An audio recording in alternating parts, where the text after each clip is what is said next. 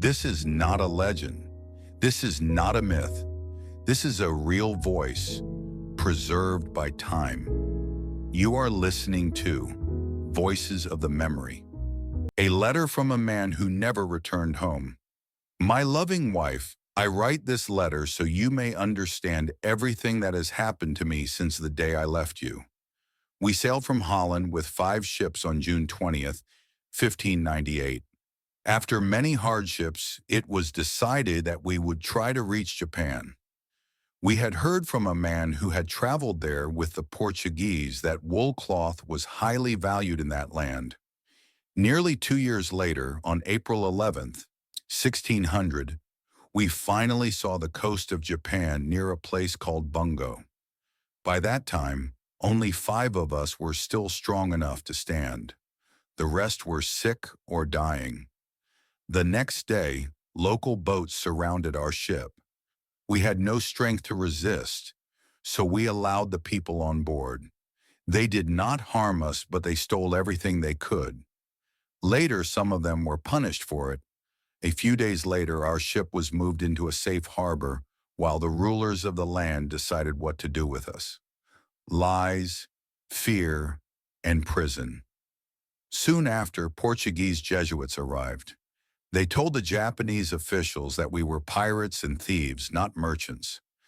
Because of their lies, the people began to hate us. We truly believed we would be crucified, which is how criminals are executed in Japan. Day after day, the Portuguese turned the people against us.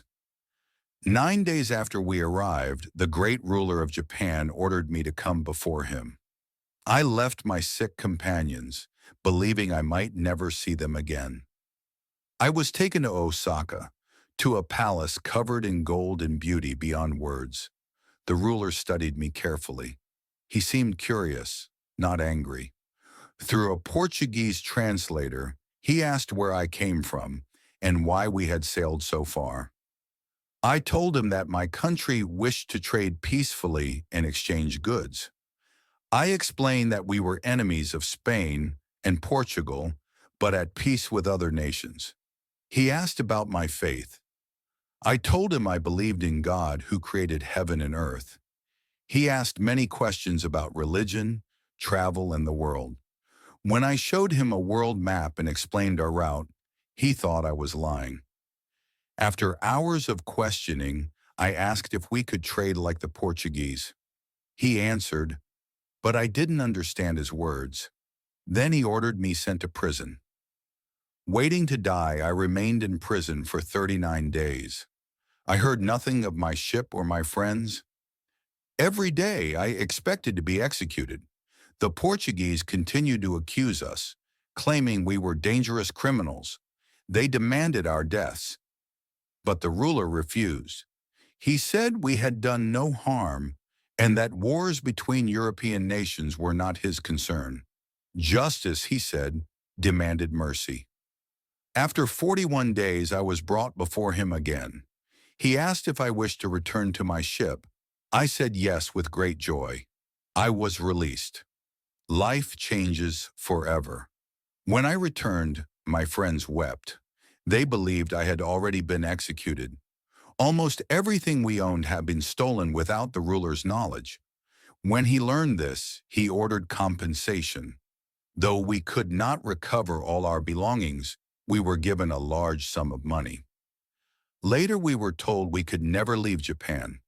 Each man was given food, rice, and a small yearly allowance. This became our new life. Learning Japan is a remarkable land. The people are kind, respectful, and brave. Justice is strict and equal. Crime is rare, and streets are safe even at night. The ruler later asked me to build him a ship. Though I was no carpenter, I tried. When it was finished, he was pleased. From that moment on, I gained his trust. I taught him mathematics, navigation, and geometry. He rewarded me with money, food, and land. Those who once hated me now sought my friendship. A man with 2 homes, for years I begged to return home to my wife and children. Each time I was refused. I became known across Japan as Anjin-sama, meaning the pilot. Though my heart longed for home, Japan became my life.